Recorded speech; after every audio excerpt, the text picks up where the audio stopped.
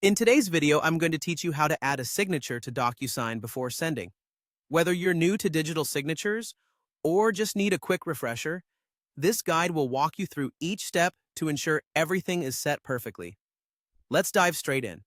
First, when you're on your DocuSign homepage, you'll want to navigate to the Agreements section. Simply click on it and then select Start Now to begin the process.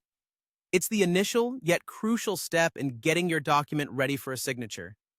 By clicking on Start Now, you're essentially preparing your document or template for further customization. Next, you'll need to upload the document you want signed. You'll do this by selecting the files from your computer. Make sure that the document is saved in a common format like PDF or Word to avoid any compatibility issues. This step is straightforward, but it's good practice to give your document a quick once-over just to ensure it's the correct version and format. After your document is uploaded, it's time to enter the recipient's details. Here, you'll input the name and email address of the person who will be signing the document. It's important to double-check this information for accuracy, as sending it to the wrong email could create delays or even confidentiality concerns.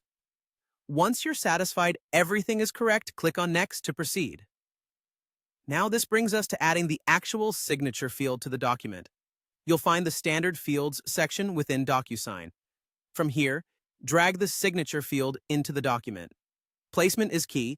Ensure it's placed in the right spot where you want the signatory to put their mark. This might be at the end of the document or wherever it's most relevant according to your needs. DocuSign makes it easy to drag and drop, but you should still be precise to make the process smooth for your signer. Finally, once you have all these elements in place, it's time to hit Send.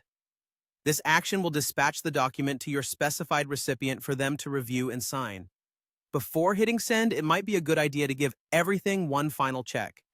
Ensure all fields are filled correctly and the document looks as you want it to appear once it's signed.